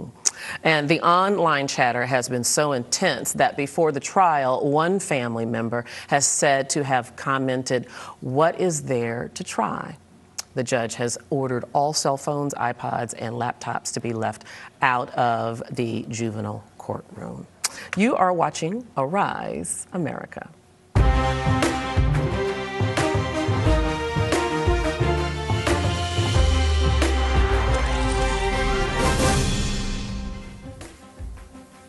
All right, raise your hand. Do you feel like you have a story to tell that you could put in a book and people would read it?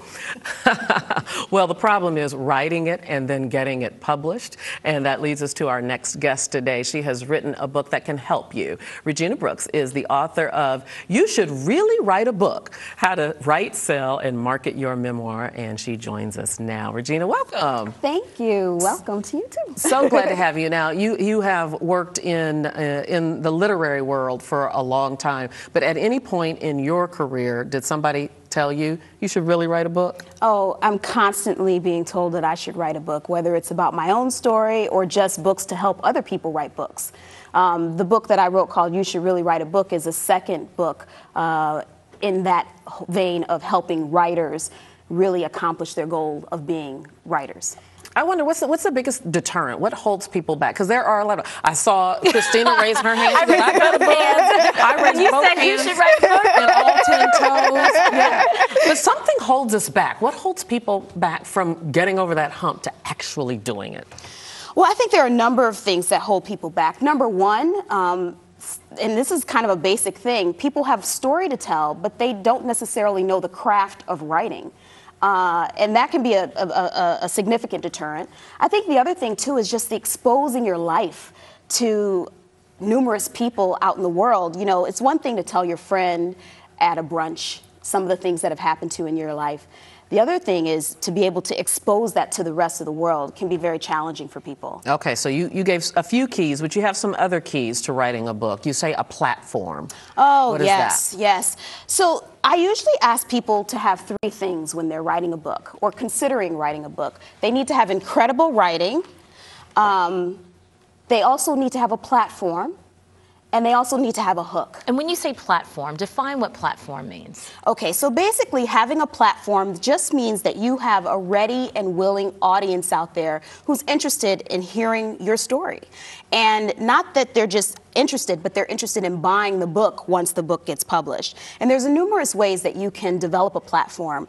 With social media now, you can have number of people on your Twitter account, your Facebook account, and publishers, when they go in to see those numbers, it really reflects what could potentially be a grand audience for the book once it's published.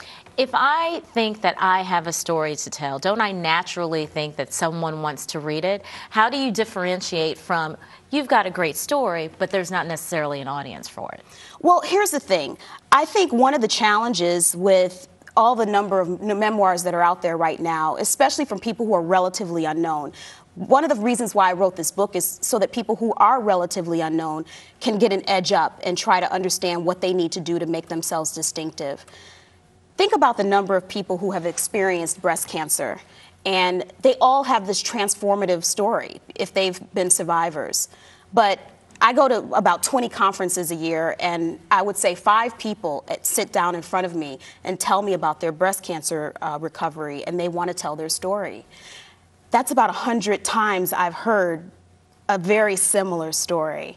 So I think the challenge is to make sure that you have a strong enough hook that will draw people in, that's distinctive from everyone else's story. Now, you said also that you have to have incredible writing, and you just Right. said people have a story to tell, but they're not necessarily strong writers. So if you're not a strong writer, do you recommend a ghostwriter, a collaborator, to take a class? What's your recommendation? Well, you know, I do definitely encourage people to get ghostwriters or collaborators to work with them, especially if the story is really great. Getting a collaborator and working with an agent to find someone to help you get your story out is very easy to do. And it's something that makes your story more rich anyway. And define the difference, because there is a difference between a ghostwriter and a collaborator. Tell people what the difference is. Okay, so a ghostwriter is someone who gets their name, who doesn't get their name on the book. So it would be Regina and Christina. That's a collaborator, meaning we're working together and we're going to both promote the book. A ghostwriter, it would just say Regina Brooks on the cover of the book. Oh, okay. Yeah. And is it better to have one or the other? Or does it matter? It depends on whether or not that collaborator is interested in helping you promote the book. And also, a lot of it has to do with money. No, it always has to do with money. Ghostwriters tend to make a little bit more money. Ah. Yeah. What are the challenges that minorities, more specifically African Americans, face when they're trying to get their story out? And they're not a huge name. They're not Star Jones. They're not Tiger Woods. They're someone who have a personal, intimate story to share. How do they get the attention of publishers without already having the celebrity machine behind them? Well, I usually tell people that you need 2 out of the 3 things in order to get a publisher or an agent interested in your work. So if you have a hook and you have a platform, but you're not a great writer, the agent will help you find a writer. If you have a hook and you have a platform, but the story needs some tweaking and to make it come to life, then the agent will help you do that as well. So whether you're African American or a person of mainstream, working with an agent will help you get to that 3rd thing. And also, you know, I find that a lot of times people's stories can be made much richer by working with professionals. And it's just a matter of getting that agent, too. Well, yeah, that's and let's true. talk about that in a second, but you also have some elements of a great book, some elements of the story that make a book great. Walk us through those. You say it has to be shocking. Exactly. I usually encourage people to think of this acronym, SMILE. So S stands for shocking, M is memorable, I is inspiring, L is loving, and E is for entertaining. So if you're able to capture a reader, and more importantly, an agent or an editor with those techniques and those things, you're going to be able to get an agent to be able to want to buy your book. And does your book have to have all of those? It doesn't have to have all of those, but if you have like 3 of those, I'm sure that an agent will be interested in your work. And how does one get an agent? That's the big question. Well, finding an agent can be just as challenging as getting your book published, honestly. And when we talk about African Americans, there aren't a lot of African American agents. You can count them on one hand. But you don't necessarily have to work with an African American agent. But what you need to do is you need to put together a proposal. And that proposal needs to have certain elements. One is an overview. You need to talk about how your book compares with other books in the marketplace. You also want to talk about the key features of your book. You want to talk about how well this book is going to compare to other books out there. And there are a number of other elements that you need to put in the proposal, but that proposal is basically like a business plan for a book. And when you present that business plan to a publisher, they get encouraged and they feel like, yes, I am going to be able to make money on this author and this author's book. I've heard 2 schools of thought about whether or not it's better to write the proposal and only the proposal before you submit to publishers, or to go ahead and write your book and submit a manuscript. Okay, so here's the answer to that. For nonfiction, as well, and memoir is considered nonfiction, you want to have a proposal first. You definitely want to have a proposal first. And explain why you say that. A proposal and 3 sample chapters. You want to have the chapters because you want to prove to the publisher that you actually can write. It's one thing to put together a business plan. It's another thing to put together a business plan as well as showing that you have the capability of crafting a story. And the reason I say that as opposed to writing the entire thing is because, especially with nonfiction, is they want to see whether or not you can capture an audience with this topic. And your proposal proves that. With fiction, it's a little bit different. You do need to write the entire story if it's going to be fiction. Okay. And one last quick little question. Is it viable to self-publish now? Because so many people are doing it. Absolutely. And in a lot of situations, I encourage people to self-publish. And self-publishing can also lead to getting a book deal later. So absolutely, I encourage people to self-publish if they're not getting any traction working with an agent or also getting their book published with a publishing company. And what's your number so people can... Just joking. I will tell people my website, which is www.serendipitylit.com. All right. And I hope you can spell serendipity. Thank you so much. As my mother would say, look it up. Yes, thank you so much. That was great information. I appreciate it. Thank you. So now Christina and I, that's right. We got to get to work. Write those books. We got to get on it. Thank you so much. All right. All right. Now it's time for another look at our business news. We're going to go to our business correspondent, Chitra Nabat. Chitra. Thank you, Debbie. Walmart is on the move in the UK. Walmart's UK business, which is called Asda, is holding talks to buy the failed music retailer HMV, according to The Telegraph. HMV, the British music retailer, went into a form of bankruptcy earlier this year after being in business for 91 years. With increased competition from supermarkets and online retailers, as well as declining demand from CD, DVD, and gaming, the market has not been kind. In global private equity news, the private equity firm TPG Capital Management plans to launch its first real estate fund with a target of at least $1 billion. TPG has over $54 billion in assets under management, and they're joining the trend of other private equity firms pursuing real estate as that market recovers. Tribune's newspaper's assets are up for sale. They publish the Los Angeles Times and the Chicago Tribune. Possible suitors include the iconic investor Warren Buffett, News Corp's Rupert Murdoch, and most recently, Charles and David Koch of Koch Industries, according to sources. Tribune's newspapers are profitable and estimated to be worth $623 million, according to Lazard, who is their financial advisor. The U.S. private equity firm Centerbridge Partners is interested in buying the 315 UK branches being sold by state-backed Royal Bank of Scotland, according to sources. Let's cross now live to our global business editor, Michael Wilson, for an update on the world markets. Michael, greetings. What is happening right now with the Europe and African markets? Hey Chitra, hello, good morning to you. Output down in the Eurozone. Germany, Italy, France, which are 2/3 of that output, all recording a much more disappointing figure than economists had actually been expecting. So no great surprises about what's happening to the markets. Euro markets more or less all down. The euro itself down as well. The euro markets had really, on the back of what was happening in the United States, had quite a good run.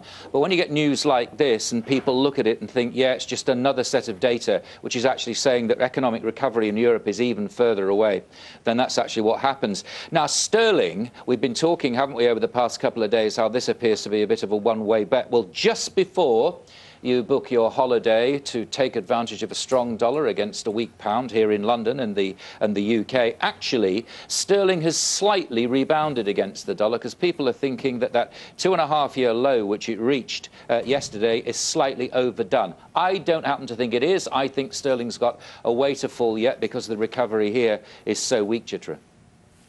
Michael, now moving to South Africa, I understand that there's a view that they're a bit disconnected from the rest of the continent. Yeah, indeed so. I mean, I would put South Africa on red alert, quite honestly. What's happening is, despite the fact that the stock market itself is going to another record high today, the current account deficit is now 6.5% of GDP, which is very, very high. They have mining strikes. They've got the usual stories about unemployment. There's also minimum wage legislation there, which is making foreign investment still rather wary about it. Now, I'm not saying that South Africa isn't a strong economy. It most certainly is. But I'll give you an example. For example, it's only growing this year, reckoned at 2.7%. It needs 7% growth to actually get rid of unemployment in the country. That would also match its neighbours as well. So the rand's down at a 4-year low. Again, that might help South Africa if it were exporting materials, but it isn't. So it's really a bit of a descent. The growth rate is, as I say, falling behind its neighbours. Of course, its neighbours start from a slightly lower start, so their growth rates look slightly higher, but it's still a real problem for South Africa and nothing to be seen to be solving it yet. Well, you know, Michael, South Africa does appear to have more connectivity to the rest of the world, and I know last week some of the U.S. jobs data did help to move the South African markets. How much is that effect really felt on the ground? Well, I mean, if you're talking about the stock market, yes, it would help that because, as you say, there is a huge amount of connectivity. And it's the same with South Africa, United States, same at South Africa and Europe. But the fact of the matter is that if you have a weakening currency, which is weakening on fundamentals and also weakening on people's opinion about what's going on in the country, then that's not good. And as I said, it does need those huge growth figures. It's getting nowhere near that to get rid of its major problem, which is unemployment and increased confidence in the governance of the place. And I understand that your center there in London may be poised to get a currency swap agreement with China. Yeah, this is a good one. In a sense, it's a sort of wake-up call to Wall Street. What it is, it's the Bank of England has said that the UK is on the inside track, the first of the G7 countries, to enter a currency swap agreement with China. Now, what this means is that the currencies will be swapped. We will get yuan in this country, and it will be a supply, if necessary, obviously it's a cost, to importers who need to get into the currency. The important point about it is it's making the Chinese currency into a real international settlement currency, a bit like this present role of the dollar and to a much smaller extent the euro and an even much smaller extent sterling. But it pushes it up to being an international currency rather than just a sort of curiosity as it is at the moment. They reckon, and this is the Chinese central bank, that at the moment 9% of international settlements are actually settled in yuan. They reckon it'll be about 33% by 2015. So you can see how big this is going to grow. And to be be part of that, as London probably will. Now, London turns over $7 trillion a day, $7 trillion a day in foreign exchange. It'll be a big part of that market, only $64 billion to start with a day. But the figures are actually quite huge when you think about it. And it'll help China enter, as it were, into the real world as its currency becomes more widely accepted. McDonald's and Caterpillar in the United States also use yuan-denominated bonds. So they're on the march. Well, it's all about bringing and increasing the transparency and risk management in the marketplace. So I think it's very apropos that London may be poised to take it, given the fact that you are the global currency trading center. Moving to Italy, I understand that the Tod's, the Italian company, the apparel company Tod's, their billionaire owner is very not pleased with the banking situation in the country right now and their ability to support the Italian economy. Diego Della Valle is called, and you'll no doubt be wearing some of his shoes at some stage, whether you're wearing them right now or not, but they are very much go-to shoes here.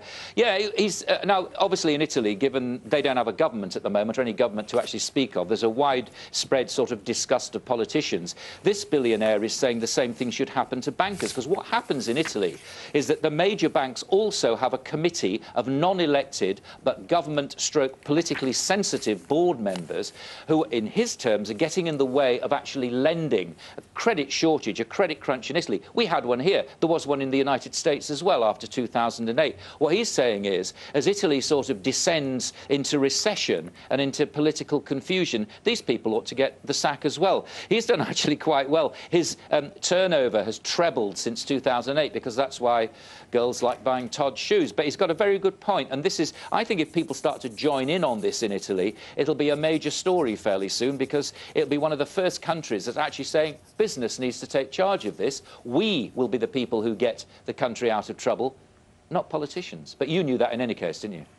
That's right, Michael. That's right. Thank you so much for your update on the global markets. We look forward to seeing you again tomorrow. Shifting now to the entrepreneurship space. Entrepreneurship and small business is the future of this country and most other countries in other parts of the world. To discuss this, we have with us Alfred Edmond Jr., who is Senior Vice President and the Multimedia Editor-at-Large of Black Enterprise. Hello, Alfred. Thank you for joining us today. It's my pleasure. It's good to be here. So, President Obama, he says that small business entrepreneurship is the future to U.S. competitiveness and to growth in the United States. But we're having sequestration. How does this impact small business? Well, obviously, it depends on what space you're in, Chitra. And let me make a slight correction to that. It's not the future of American business growth. It's the present of American business growth. Most jobs being created in this country are still being created by small businesses. That said, if you're very reliant on anything that has to do with federal government spending, or you are providing goods and services to companies or workers who are in those spaces, you are obviously being impacted depending on where the across-the-board cuts that the sequester requires hits. Well, I know I've attended various different White House urban economic forums, yes. And at those conferences, they invite a whole bunch of small business owners, and one of the biggest ways they achieve growth in this country and those small businesses grow is through contracting with many different levels of government, both state as well as federal. And so with all of the cuts, we're now going to see those contractors, those small business independent contractors being affected and not being able to access revenues and having to shrink. Well, it's important to recognize that they are being affected, but the impact is temporary, because we know the sequester is temporary. We don't know how long it's going to last, but we know it's temporary. And so the challenge that's being faced is a short-term challenge of what adjustments do we make immediately in the current quarter, maybe in the next 2 quarters, that will allow us to survive until Washington kind of gets this act together and we go back to whatever passes for business as usual when it comes to federal spending. What would some of those adjustments be, some of those short-term adjustments that a business owner could make? Well, let me back up a little and say that this is where forecasting is really critical. We knew the sequester was at least a 50-50 chance. Some people would say there was a higher chance because we had just gone through the whole fiscal cliff crisis. So this is where entrepreneurs who are really on the case, this is where the rubber hits the road.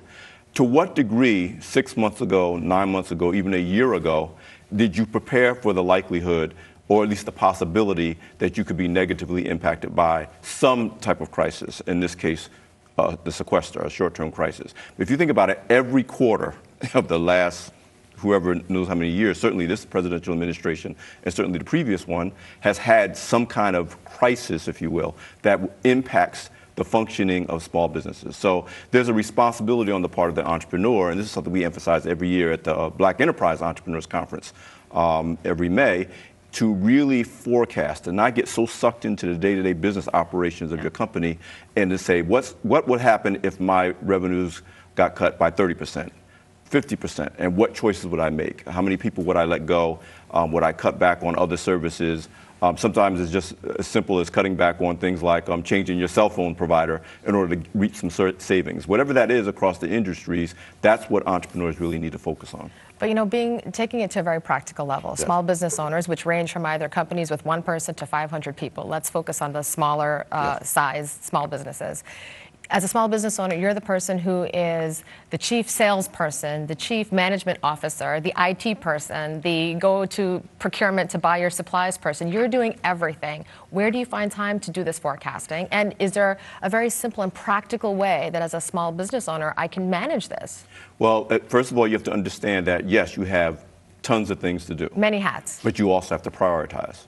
And in an economy that for the foreseeable future is going to be constantly changing. Change is now the constant. We keep waiting for the new normal to happen.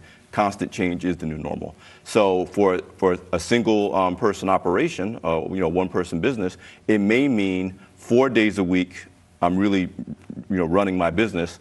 On the 5th day or maybe the 6th day on Saturday, I am pulling back and looking out into the future for what's the next quarter going to look like and what's the following quarter going to look like. So yes, you may have 10 things to do in a given day or 10 jobs as the sole proprietor of your business. You have to put forecasting in the top 3 and then say, I'm going to take 2 hours a day, 1 day a week, 2 or 3 days out of a month. And you have to schedule it because, especially if you're a small operation, it's very easy to just getting caught up in serving your customers, paying the bills, collecting accounts receivables, and not create the time that it takes to look out so you can prepare for the unexpected. And when you talk about forecasting, let's just go through maybe like a practical example of what a small business owner could do. Well, what we like to do, and even our company at Black Enterprise, our CFO takes us through this exercise, those of us who manage departments and budgets, is a 30% and 50% scenario. We have our scenario that says, here's what we expect based on our current knowledge to generate the next couple of quarters or even for the year to come. Then we say, what would happen if we missed on the negative by 30%? Where would we, and we all have to go back and say, where would you cut? What changes would you make?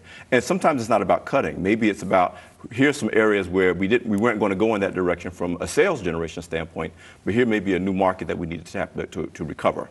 And then we do another one that says, what happens if it drops by 50%? Now, the truth is, you don't know what's going to happen.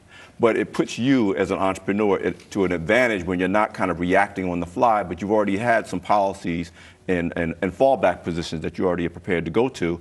And by the way, you can warn your customers and your clients and your employees, if you have any, that these are the steps that we will take if our best case forecast does not come to pass. So it's best case scenario, worst case scenario planning. And is there any frequency that you recommend business owners, should they be doing that once a month or maybe once a month with their accountant even to help them, or once a quarter?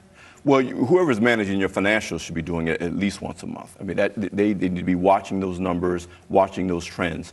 But again, when you're a small business owner, if you're the only person, and maybe you and your attorney and your accountant, you may have to be the one to do it. I would say at least once a quarter. You should be looking at, okay, what did we do this quarter? And based on orders received or in business that's already been booked and how fast they pay, because then you got to manage the cash flow. You're getting paid in 30 days, 60 days, 90 days. And of course, in this economy, people are stretching that out further. What does it look like for the next quarter?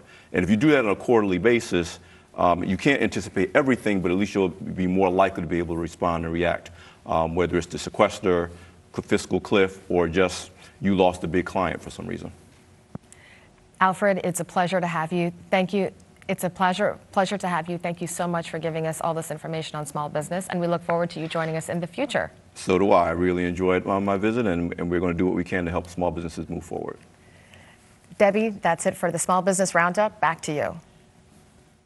Arise America this morning is what we're about to go to. We go to Colin Campbell in Washington, who has the latest update from our nation's capital. Colin, hello to you.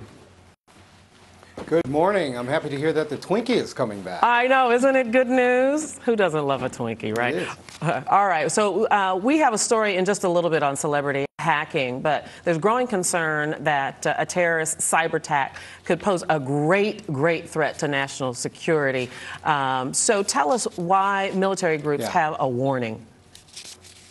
Well, it's no secret that thousands of attacks happen across the country every day, several every minute, several every second, actually. And this is something that top military officials really want to call attention to because they say they believe that this is the next battlefield. This is the biggest threat to national security, even more so than Al-Qaeda or the Taliban or other anti-American suspected terrorist organizations abroad. And this is after testimony given to the Senate intelligence community by the National Security Director James Clapper and Robert Mueller, the FBI director. They testified saying that there are threats that could threaten to undermine military intelligence, government security clearances, private information of individuals, banking information. This is a very serious issue that they want legislators and lawmakers to pay more attention to. Okay, well, we'll see what happens of that. Let's turn to another topic then, and that is Chicago officials. They are speaking out following the drive-by shooting of a 6-month-old little girl and her father. Do we have any new plans to, do they have, rather, any new plans to address the violence? They do. I mean, they're developing plans every day to try to address the gun violence in the area there, especially since that it's blocks away from President Obama's home, where he taught school at the University of Chicago. This is an issue where Jonathan Watkins had suspected gang ties as well. So they don't want to just address the gun issue there, but also the importance of fathers being home in their families, calling attention to the gang violence issue in Chicago. They believe that this is a more holistic approach than just addressing the specific issue of trying to get guns off the street. But they are pushing for more gun control and stronger gun control legislation. But they say this must be part of a bigger discussion on people's futures, what their ties are to the community, and what their ties are to their families. Absolutely. It's certainly something that does need to be addressed. Well, moving on, while Catholics are watching the events in Rome, in L.A., a large settlement from the Archdiocese over sex abuse allegations has been agreed upon. Tell us more about that.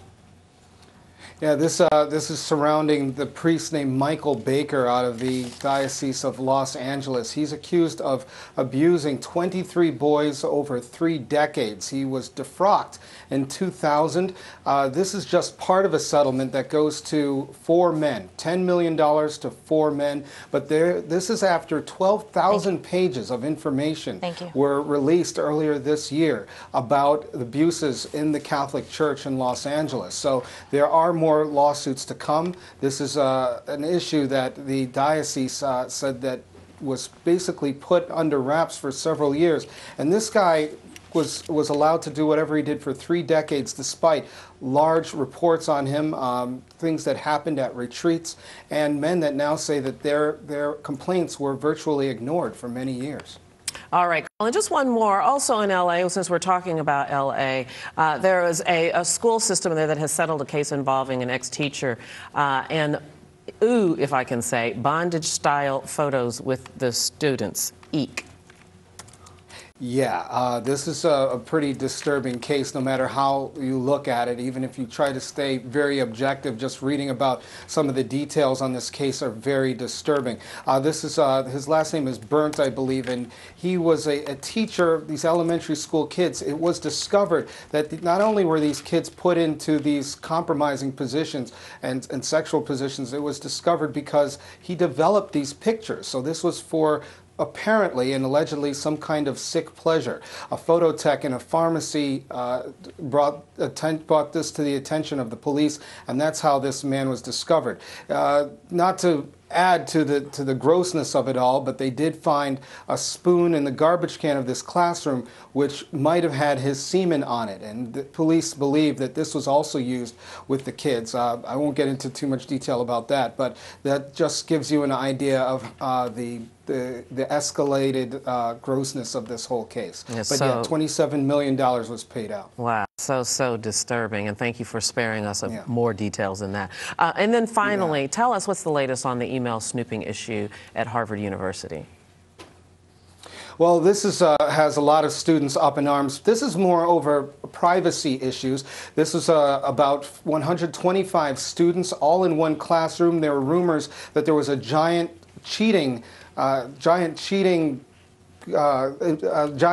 were a lot of cheaters in that class, excuse me, a giant cheating operation going on with 125 students in one classroom. One of the students brought it to the attention of a dean mentor, and she might have forwarded an email back to the student trying to tell that student not to forward any more emails or disseminate any more information on this. This caught word of the local paper there, and that's what exploded the whole issue. And now students say even if the intentions were good to not spread any more information, the fact that some of these dean mentors checked through emails of students violated students' privacies, even if they were trying to break up this giant cheating scandal. What they say is this hurts the fabric or the culture of sharing and openness and privacy on the university campus, and that's what has them very upset right now.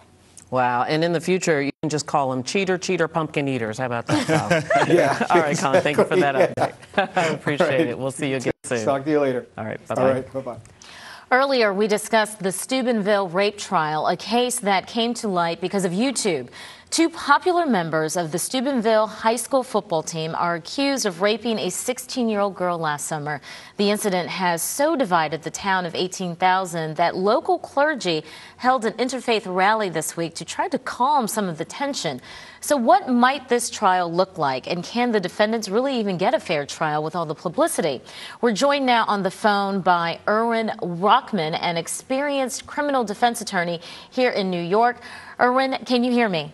I can. Oh, thank you so much for joining Debbie and I today.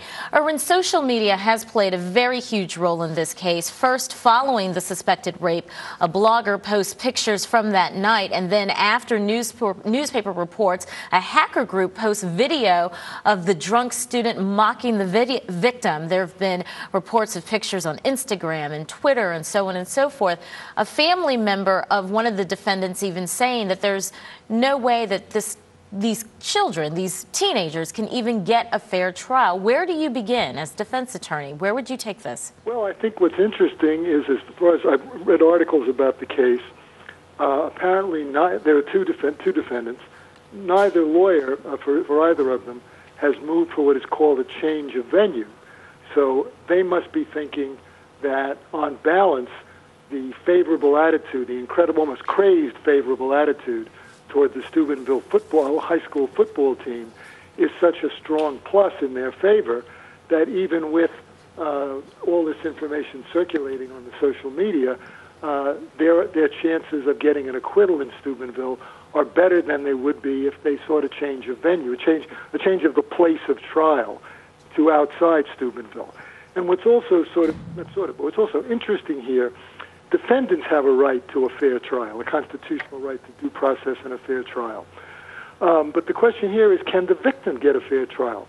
It's not at all clear that she has a legal right to a fair trial. But the amount of negative publicity about her and the incredibly strong feelings of this is a town of, 18,000 people. It's a decaying town. The football team is pretty much all they have to be proud of. There's an enormous amount of pressure here to make this go away and to not find these boys guilty. It's not unlike the situation at Penn State with Coach Paterno. And I think this is a fascinating, from a legal point of view, quite interesting. Erwin, I want to ask you about who this video helps or hurts. You would think that a prosecutor would say, hey, we have it on tape. She was incapacitated. She was making no decisions.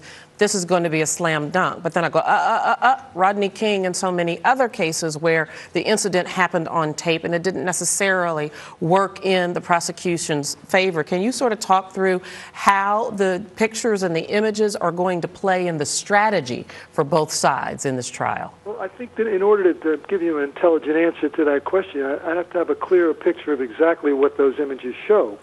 And if they show a comatose, young woman being sexually touched in some way, even if not raped, then I think clearly that could be favorable to the prosecution. Well, let me give you a little better idea according to what's being reported in the news, and that is that there is a picture of her being carried, and it's described in this article like a jump rope. So in other words, she is flaccid, being held up on either end by two different people. There is videotape where you can hear other people as the incident is happening laughing and heckling and saying, it's like she's dead. And somebody even said on the videotape, she's so raped. So apparently these images, at least according to the way it's been presented, shows that the alleged victim was completely incapacitated. So does that help you answer the question? Yes, it does. Thank you. I think that would suggest something clearly favorable to the victim. One of the arguments has to be that whatever, if they can't deny that there was some form of sexual contact, whether rape or some other kind of sexual touching, if they can't deny that, then the next line of defense is that whatever occurred was consensual. And consensual, if you can argue consensual sex, you have to be able to be talking about a person, the female, has to be capable of giving consent. If we're talking about someone who's out cold, who's completely vulnerable, the possibilities of a meaningful consent seem to be very small, or in fact seem to be zero. It would appear. So my answer is that would be favorable to the prosecution if the video is as you described.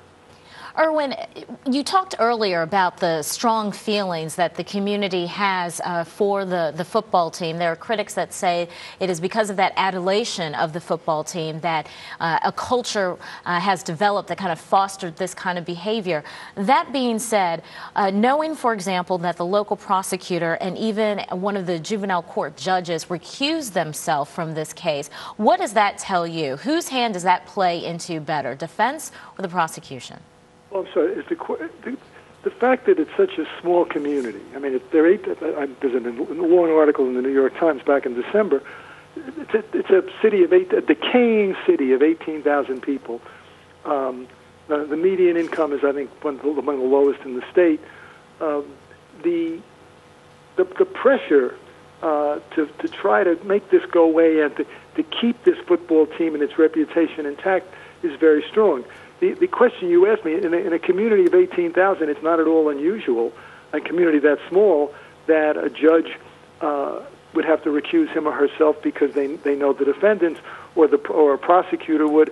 I mean, I don't see anything sinister or an indication of some kind of favoritism or corruption. I think it's a function of the smallness of the place where this is occurring.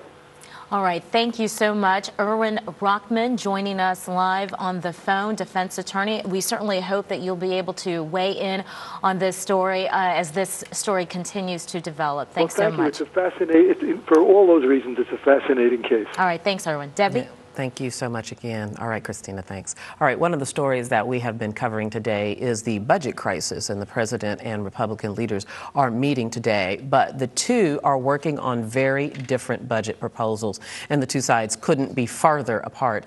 As Arise News' Gary Anthony Ramsey reports, President Obama comes to Capitol Hill again today to find a way to bridge the gap.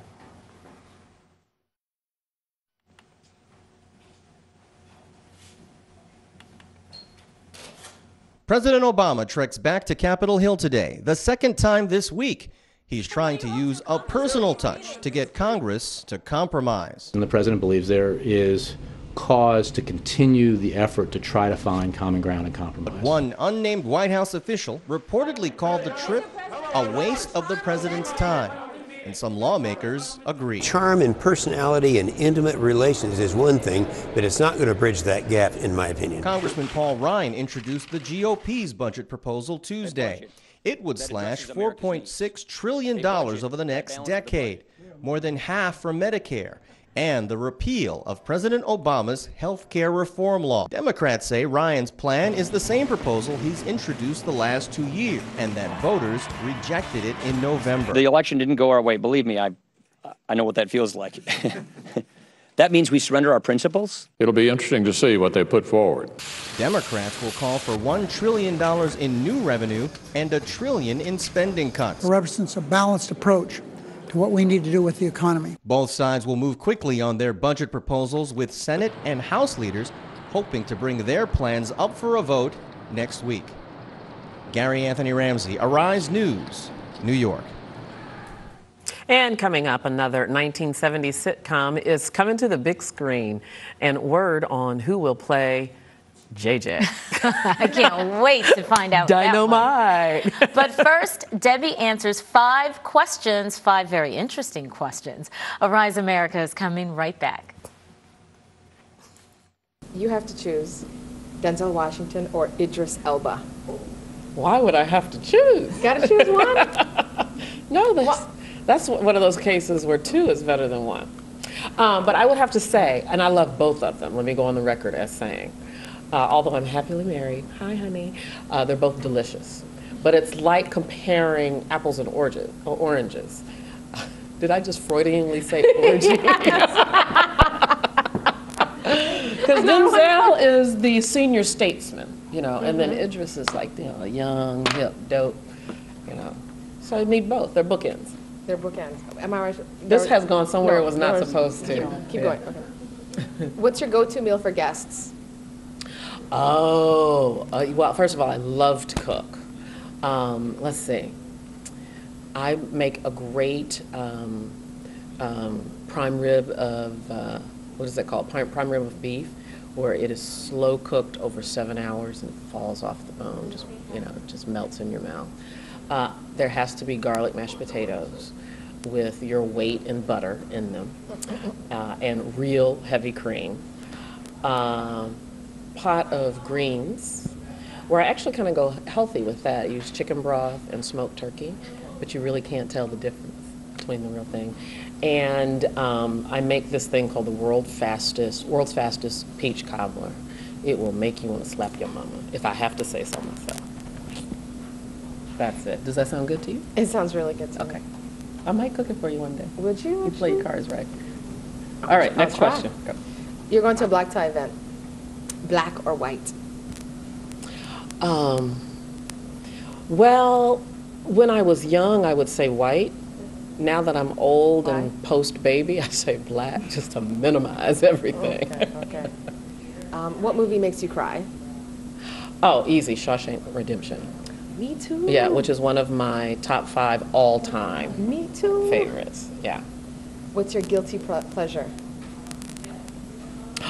I'm ashamed to say, but I don't think I'm the only one. I have to explain the background first. When I was pregnant, I was on a short bit of bed rest, and trying to find something to watch in the middle of the day and in the week, middle of the week, is impossible. But there was a marathon of Real Housewives of Atlanta, and I started watching one, and it literally was like a train wreck. It was horrible, but I could not look away. So I don't know how it happened, but it gets DVR'd on my box, and I will, you know, if I get home at midnight, I will stay up till 1 in the morning to get my Real Housewives of Atlanta fix. You're on your own with that one. Oh, I don't think so. Maybe not you. But others know, don't you?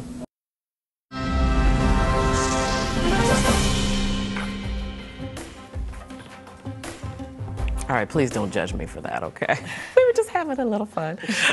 Well, we have another show here in the Arise family. It's called Arise Entertainment 360, and we are joined by Layla Ogunnaike. Did I say it correctly? Lola. In the effort to say your last I name. know. That always happens. I messed up your first name. Do you know how many times Lola. Yes. Ogunike. I've been called Olga so many times before in my life because people transpose the Ogunike and the Lola and they get all confused and they But call all me in Olga. my head, I was like, don't mess up her last name. Don't mess up her last name. And then what did I call you? I Leslie? like Layla though. I'll take that. Layla, yeah. It's a great name. I like it. All right, so Lily, tell us what's coming up. Leilani, what's going on in entertainment news? There's some exciting news, though, in the entertainment There's some world. really good news. Guess what's coming to the big screen? Good times. Good times. Good times. I don't know the words. That's right. Not getting Okay. not getting hustled. Keeping your head above water. Okay. Bacon. I know. All right. But yeah, Clearly, the hit we seven. shouldn't be singing it. We shouldn't. We'll leave that alone. Maybe Debbie can. The hit 70s sitcom. I'm the is only coming one to old the enough big- to really remember the show, so No, let's you're just bust that not. out. No, you're Okay, not. go ahead. No, What you're is not. it? It went off air in 1979, and it was in reruns for years. And it's on actually BET now in reruns. So You know, these ladies were born in the 80s, right? well, so was I, 1986. As I said. But yeah, no, Scott Rudin, he's a big-time producer in Hollywood. He's the guy behind this. He actually has an EGOT, which means he has an Emmy, a Grammy, an Oscar, and a Tony. So there's real muscle behind this project. So it'll definitely get made, and they're saying it may be out as soon as next year. But my question for you ladies is, who do you think should be cast as JJ and Florida and James and Thelma and Michael and Lona? Come on. I think Chappelle could do And JJ. Penny, remember Penny? Janet Jackson Oh, played that's Penny. right. That's right. Okay, for Penny, I would go with Kerry Washington. What about Rihanna? Oh, well, Penny was a young character. If they stay frozen in time, it'd have to be somebody But younger. it's going to be set in the 60s. It's gonna be- so it's like the prequel or something. Yeah, it's not quite in the 70s. It's going to lead up to the 70s. Okay, I haven't worked out JJ yet, but I have the perfect James. Who? Samuel L. Jackson. Perfect. That's what Boom. I thought too. Perfect. Yes, and then I think I have a pretty good Florida as well. Viola Davis. That was my pick. Was it yours? Yeah, Viola Davis or Octavia Taylor. Yeah, But more so Viola Davis. Michael Strahan, the football player, joked that someone said that he would play Florida Evans because they the both gap. have big gaps. So I thought that was really funny. Can you imagine him in drag? Well, if Tyler Perry can do it. No, that's true. Yeah, it That's is true. the 21st century Exactly. thing. Now, Debbie, Yes. the most iconic Good Times show. The Oh, it was episode, when you know James it. died of a heart attack. And what did Florida say? Darn, darn, darn. That's not exactly what she said, but we've cleaned It's it up close for enough. television. Everybody Close enough. remembers This is that, still right? family programming. It is still family programming, but I think that, I'm really looking forward to that. And I think if they do it right, which I think Scott Rudin will, it'll be a hit.